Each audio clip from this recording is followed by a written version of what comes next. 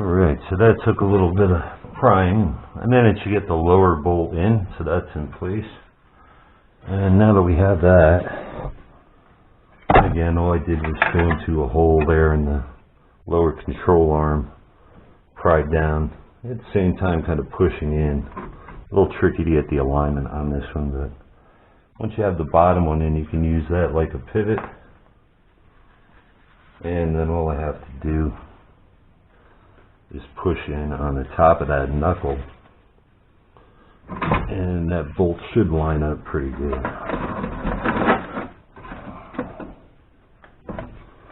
You have to give it a little wiggle, and that'll get that one in. Then we can get those nuts on and torque those down to the correct spec. That'll be the last thing I do. I just go through, I get everything lined up, leave it a little loose so we got some wiggle room, and then we'll finish it up by going around and torquing everything down to the correct spec.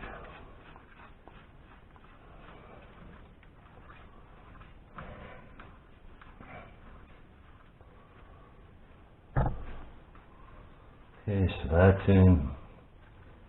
Lower ball joint. At the nut, the bolt, there's two studs in place, the nuts are on those.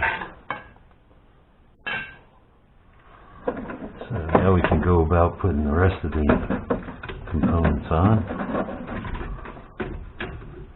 Gotta love that old school drop light, but I found it was the best one for trying to film. This one, the tie rods have been done recently on the car. I actually did a rack on this car. Not that very long ago, probably 5 or 6 months back. So I know those are in good condition, but you do want to check and make sure there's no play in and out. Normally you should be able to rotate, of course, for the steering. You shouldn't have any play in that part. And that one's going to get a castle nut. See if I can find where that went off to. And those are the type, of course, that you use with a cotter pin to hold everything into place. So let me locate that castle nut. It seems to have taken a walk somewhere, and I'll get right back to you. Alright, so I found that castle nut, or castellated nut as it's really called. It kind of looks like the top of a castle. And you got a hole in the tie rod. You'll see them on ball joints as well. That allows you to put a cotter pin in. It prevents that from ever backing off and coming loose while you're going down the road. So that castellated nut goes on to that tie rod end.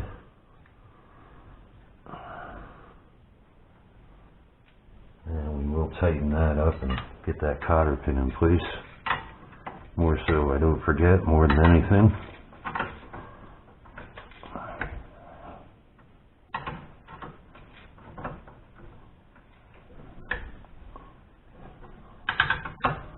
So the trick here, you want to get it good and tight, and you want alignment of that hole with the cotter pin.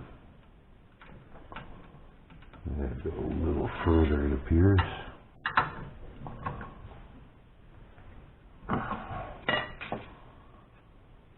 The one thing you never want to do is loosen the nut to gain alignment. You don't want any play in this joint. So we really want to find the first sweet spot where it lines up where that hole will allow the cotter pin to go through, but we're not loose. So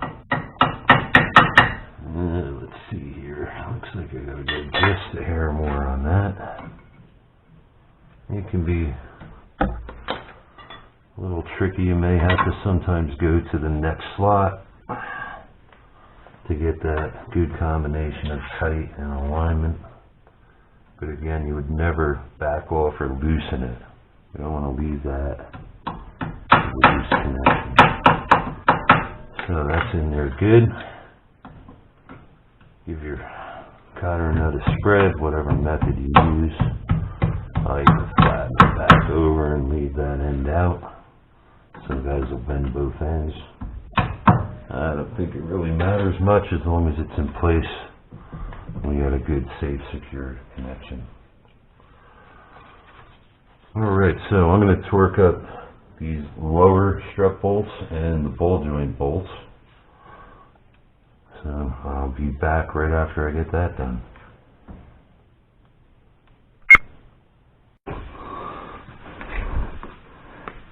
Make sure they're good on the strut. The connection to the knuckle, of course, that's critical. We don't want any problems there. Using my old beam type torque wrench. Not the fanciest, but he's gotten a lot of things torqued up for me. Okay, next up is going to be the wheel speed sensor. Clean that off. These are magnetic pulse type sensors, so they will get debris, particles from the rotor, other small pieces of metal get stuck to it. I've seen a lot of times in winter time where you get a lot of road salt up in there too. All that can distort the reading. So you see that one is magnetic. Quick way to check those sometimes is to see if it's lost its magnetic property. They will do that from shock. I always have a habit, I put a little dielectric grease right around the area where it seals. I don't know, I think it kind of helps to keep some stuff out of there. Some manufacturers will tell you to put a light coating right on the tip. I know Ford's a big fan of that. So we'll get that lined up. Now, as I recall taking this one apart, the head on this bolt was pretty rusty. But we should be okay to reuse it. I just want to snug that bad boy down. And it's a plastic component, so it doesn't have to be super tight, as long as we can get it on there. That head's a little rounded. I'm just going to snug it up with my pliers here.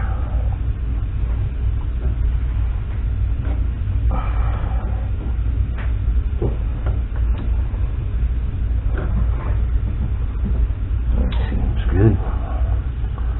And they'll always have a little play on. It's got a bit of a gap there, so I'm just going to fill that void with grease as well. And hopefully that will help keep any contaminants out of there.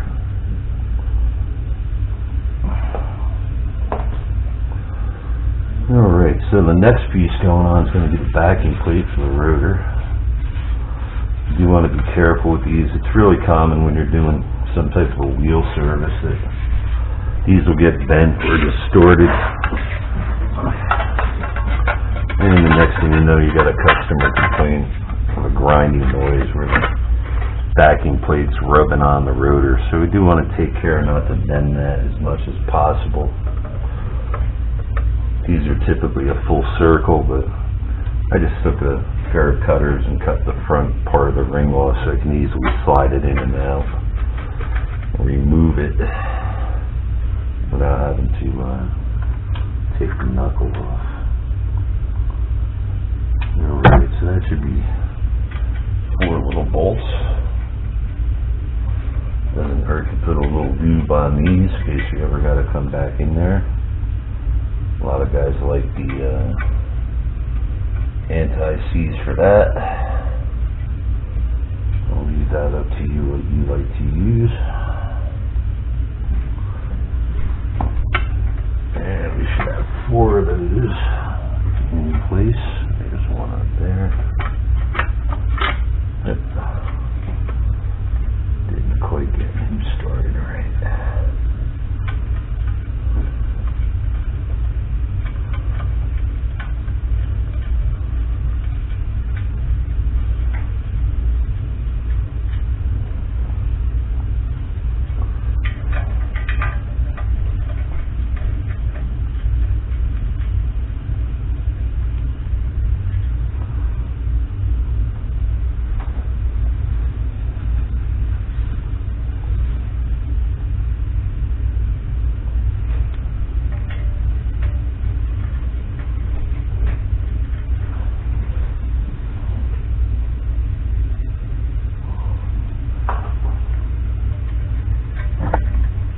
really common with these backing plates. They may need to be replaced. They get rusted and rotted, but this car's had quite a bit of work done on it. Those were replaced recently, so they're still in pretty good shape.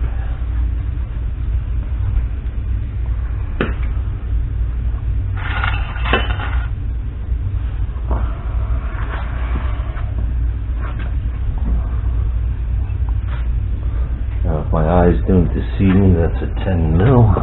They might be smaller, I don't know. Looks like 10 mil is working good. So just go around and snug these up good. You want to be real careful with these. I don't know that there's a torque specification, but you really want to try to avoid breaking these off. It can be really difficult to try to use an easy out or anything, because as you can see, the hub's going to be right in the way. So you want them tight, but you don't want to overdo it and cause that bolt to break off. That could cause a real problem. So I like to do those by hand, and snug is really the way that we want to go here. And these do have a nice little lock washer on them, so once we're snugged up on that, we should be fine. These also have a Torx head in them, but kind of difficult to use that feature with this hub right into place. Some hubs will have a access hole through them where you can get an extension through, but unfortunately here in the Camry we don't have that luxury. So a little bit of handwork.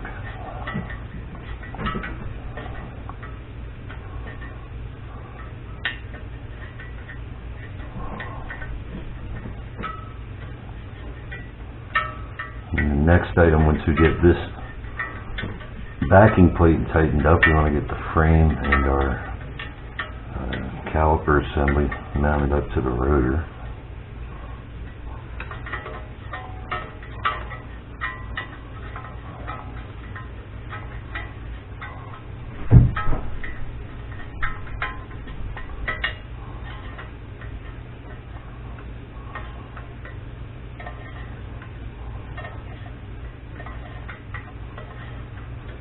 So we got the backing plate in place. I always like to make sure this flange here is as clean as I can get it. This old flange you're using, you really want to clean that up. Make sure you don't have any rust or build up on there that could cause it to develop a wobble, or what we call radial runout.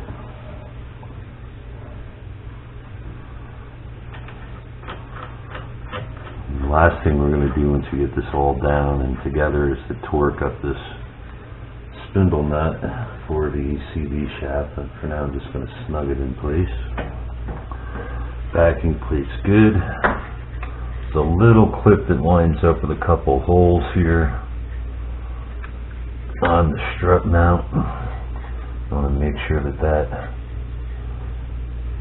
wheel speed sensor wire is nice, doesn't have any play, and it's in the correct alignment.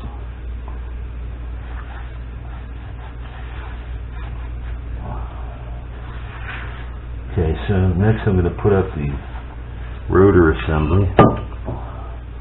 So it's been sitting around on the floor, so I got to clean it up good. And we'll give that a good spray with blade cleaner once you get it up in place.